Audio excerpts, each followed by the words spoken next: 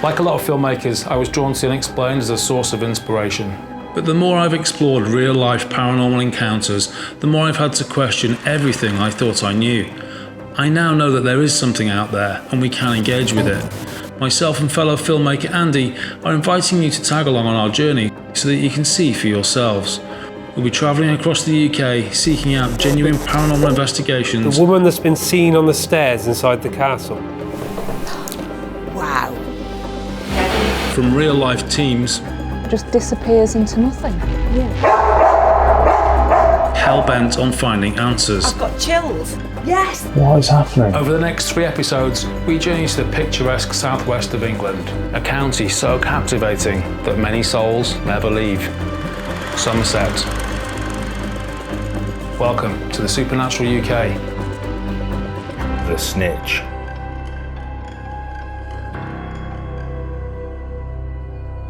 Tonight we'll be heading to Shepton Mallet Prison. Investigating tonight is the Doctor.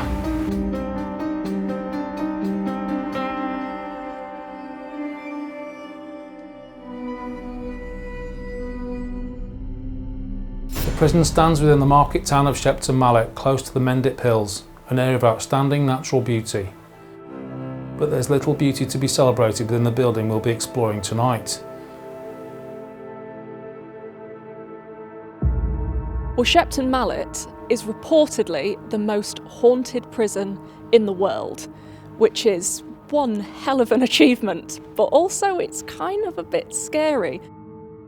Whenever you investigate a space that's been active continuously for centuries, there's always going to be that concern of, well, am I using the right language? Will someone from the 18th century want to come and chat, but suddenly is derailed by someone from the 90s? You know, you can never be sure, but certainly somewhere as charged as a prison where people weren't coming here willingly, they probably weren't having the best time. There's a certain belief that those negative emotions can seep into the very fabric of the building. So we could tap into spirits, or maybe we could tap into residual energies or sort of shadows that have been cast over time. I don't think the cheeriest people in the world are going to be waiting for me. I think there's a bit of darkness hiding in here. I thought Kate could use some additional backup, one with a talent for sniffing out criminals, albeit usually living ones. This is Bo. She's a Dutch herder. She is 6 years old. She's been a qualified security dog since she was 1, so she's been working for 5 years. She does festivals, she looks after building sites, schools, derelict places, anything that you would like me to look after. She's trained not to be scared of anything, because her job is to protect me. She shouldn't back down from anything. Kate and Pip's guide tonight will be Jenny Bolton, who has worked at the prison for 8 years. We opened our doors in 1625. That was when the first prisoners arrived. Pretty grim place, very, very nasty place to be. There were reports written by John Howard about how bad the state of this prison was. In the 1800s, they started separating the men from the women. Before, were they all together? They were, yes. They were mixed. Wow. And with children as well. Oh my gosh. Yeah. Most of what you'll see tonight in terms of the wings and that was all built during the 1800s. And then in 2001, we became a Category C lifers prison. Oh right, so they're the baddies. Yeah, the baddies very are naughty boys, yeah. And then we stayed as a lifers prison up until our closing in 2013. What unexplained happenings have you I've seen? had my name whispered as I've walked onto a wing. I've had my face stroked, I've had my coat tugged, I've heard singing. One of the most recent ones was I was locking up the site by myself and someone kicked over a bucket and then apologised. So have these experiences, have they felt positive, negative? Yeah, I don't have a problem with anything that's here, I love it. Oh really? So you don't feel threatened by the things that are Not here? at all, not at all. I feel like if I hurt myself, they would laugh at me, just as part of the general way you get on with them. But other than that, no, I don't feel any harm towards me whatsoever. Okay, that's made me a little more optimistic, but I'm not going to be skipping through these corridors just yet. Not yet, maybe by the end of the night. Well, let's not push it, but I'll be relying on you for guidance throughout. Absolutely, not a problem. Bo leads us all out to the first allegedly haunted site, the prison's hard labour yard. average lifespan in this prison was 3 to 4 months. Really? So just the conditions of it, the labour, the sanitation, I imagine? There was disease all around this prison. There was injury. You'd get cuts on your hands that would get infected. It was a nasty area of the prison, for sure. When you got your sentence, it was really a death sentence, even if it wasn't in practice. Rather than today where you get sentenced to 3, 4, 15 years in prison, back then it was more like a week or a few days. Right. So it was slightly different, but on the rare occasions that you were sentenced to, say, 6 months in prison, the chances of you seeing the other side of that were quite slim, really. Gosh. Wow. There is a figure that's seen walking along the walkway there, and it is in relation to the door that the dog is pawing at. Oh right, so that's a pretty positive indication then, because yes, definitely. Yeah, she was pretty keen and going back to it now. So what's the deal with the blue door? What's been happening around here? We have what we call the night watchman. He's a figure that's often seen up there. He's dressed in black, he's got a black hat on, he's got a black cape on. So we think he would have been a Victorian prison warden, and this would have been his patch, if you like, part of his patrol. Beau appears to have detected a presence behind the blue door. Could this possibly be evidence that the ghost of the night watchman really exists?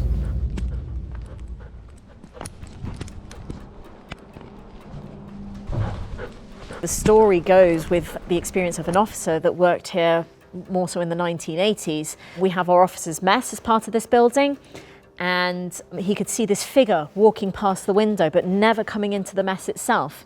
He assumed it was another officer going to use the toilets. After a while of this person not reappearing from the toilet, he sticks his head out the door to see if they're there. There's no one there, and then the door opens behind him. And then he sees on the sofa in front of him one of the cushions depress, as if someone's sitting down, but there's no one there. Oh, I've got goosebumps. No sightings yet, but Dr. Cherrell remains optimistic. Positive indication where there's been sightings for years. Yeah, absolutely. Bodes well. Good start. It is a good start. Next, onto the exercise yard.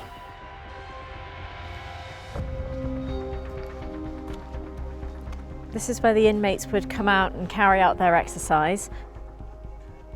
They had the sort of Victorian style exercise, walking anti-clockwise with hoods over their heads. Oh, right. That's so weird. So that they couldn't communicate with one another. Oh, that must have looked so sinister. Probably looked a bit weird, yes, yeah. And then obviously we're surrounded by the wings that they built early 1800s. Nothing really positive coming from the dog around here, is there? No, it seems to be a bit quiet out here tonight. No reaction isn't always a bad thing, at least we know. Maybe we shouldn't focus our investigation here. Absolutely. But still good to know, and I'll get a couple of laps in as well. It's all good exercise.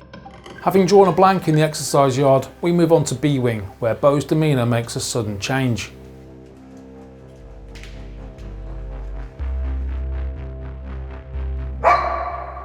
Pretty strong reaction there, isn't it?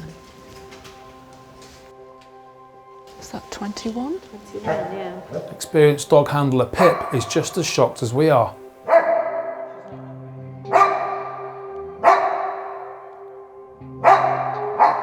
The dog will never go into instant bark, bark, bark. They will always rumble, as I call it, or give a warning shot. So the growling and the slight barking was the warning shots. If the dog indicated like that to me on a live job, then I would be 99% sure there was somebody there.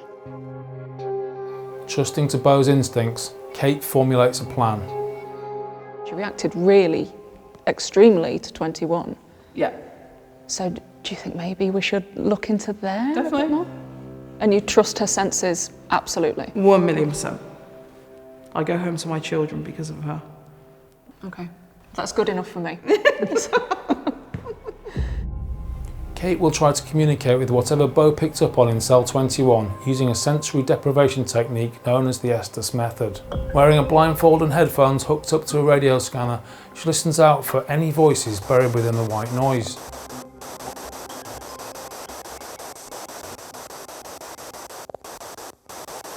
Would you like to come in and talk to us? Have a bit of a conversation? In. If that's you and you've come in, thank you very, very much. Do you mind that we're in here? No. No. Bed. Push. You can come and sit on the beds if you like, there's room.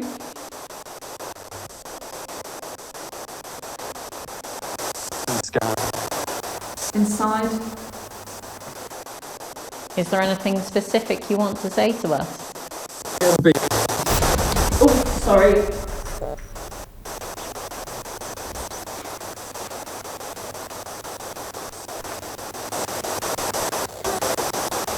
Right, is someone tapping this? No.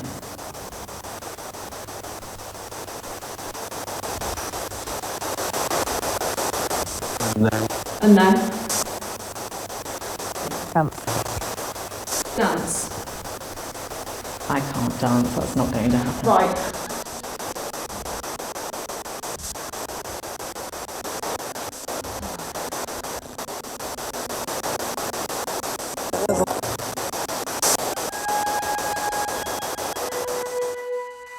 Was any... There was no one there. No, you didn't tap it or I- accidentally kick it? or No, anything? no, I wasn't anywhere near it. It just felt like, you know when someone just sits down Yeah. next to it, it just felt like there was a little push and pressure. It was just like someone had sat down and then stood up, and then sat down and then stood up. That's what, I didn't feel like I was sat on this bed on my own. No way.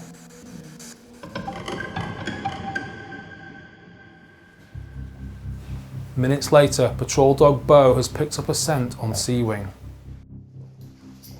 She's searching for something because her nose is going all the time and she can't work out what it is. So have you known anything weird to ever happen in this wing? I have actually, yes. Tour guide Jenny produces some remarkable camera phone footage that she captured on this very spot in 2020. That's a person Yeah. that just disappears into nothing. Yeah. So that could have been, what was that? This is no warning shot. The dog is having a full-blown reaction to a cell door slamming in an otherwise empty wing. There was a loud bang and she's not happy. She's searching. Do we know who caused the bang? Well, if it wasn't one of us, then, So it was loud, it was It definitely was a loud bang. yeah. yeah. Yeah, that was definitely us all. So yeah, It was a, yeah, so I recognise that cell, that noise, that was a cell door. door bang. Yeah. You wouldn't have heard a cell door from one of the other wings, so it would have been this wing, but it could have been up Right. there. She's trained to protect me. She's trained not to back down from anything. But as the pair reach the walkway, the normally fearless patrol dog undergoes a disturbing transformation.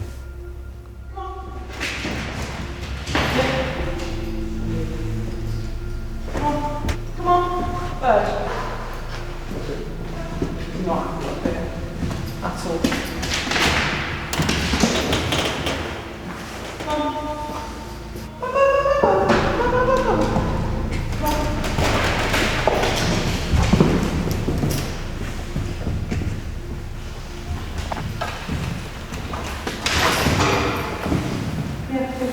None of us can explain what we have just witnessed. Does your dog ever get scared? I haven't seen her like that going into rooms. I haven't seen her like that at all going into any rooms on a job. She wasn't happy, Yeah. not happy. Taking a breather, Kate attempts to assimilate what she has just seen. For her to not want to go before me is very out of character for her, very. Because obviously she's trained on human scent, but it's as though here she's looking for something, but she doesn't know what she's looking for. I think the dog's reactions in this building in particular have really, really stuck with me a bit. Seeing this working dog being so methodical through it all and really aggressive, really like hyper confident, suddenly lose it all when they were here and turning into this sort of whimpering little pup. Yeah, I wasn't yeah. expecting that, and it's kind of caught me off guard a bit. So I don't know about you, but I'm feeling that maybe there's something that's not particularly pleasant in this part of the prison, and certainly nothing particularly pleasant up there. And that's good timing, because something has broken one of the sensors. Were you insulted when I said you weren't particularly pleasant?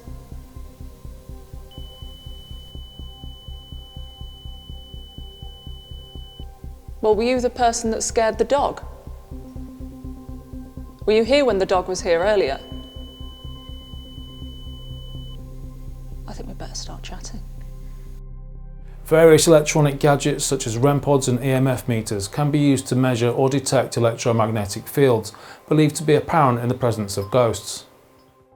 Kate is using a REM pod to try and establish an intelligent question and response with whatever has now joined us in the wing. This unit needs something to come within 50 centimetres of it in order to trigger a frequency.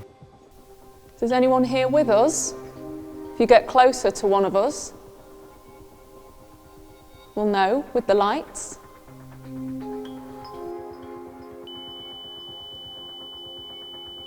Hello. Do you want to see if you can come down a little further?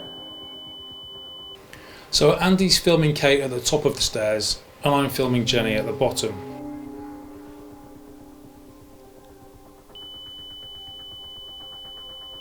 Did you like seeing the dog earlier?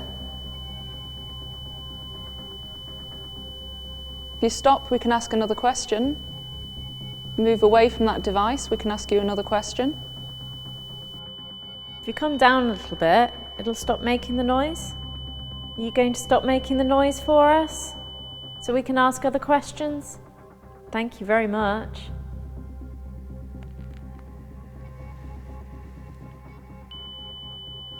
Suddenly the atmosphere changed and it felt like something was in my space.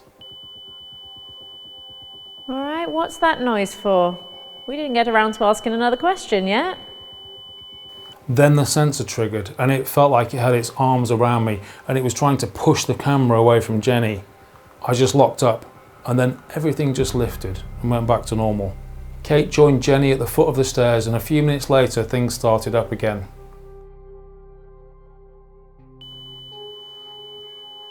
Did you hurt someone?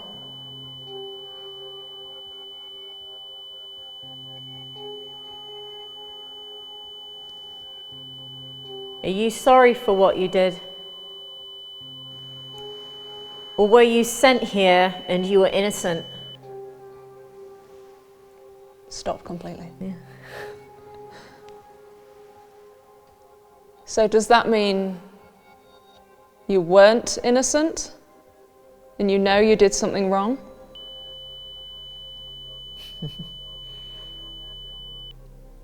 Did you physically hurt someone else?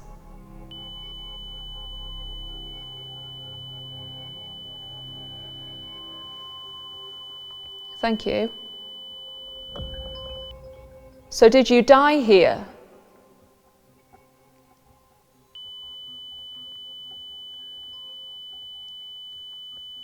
Thank you. Can we ask another question? Please? Does your body rest here?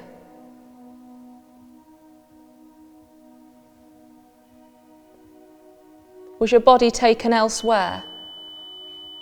Ooh. Okay, thank you for answering.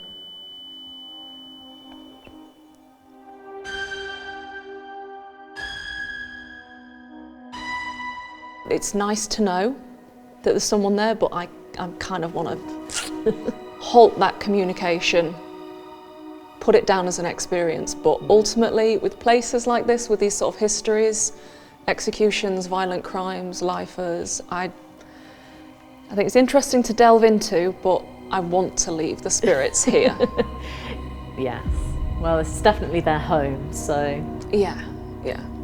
And I don't want to share it with them, so it's all yours. It's all yours. Spending the night with the hardened dead isn't for everyone, but somehow Jenny always seems to enjoy her work. As for Dutch herder Bo, she's back on the job trading ghosts for the living and doing what she does best, tracking down real-world criminals.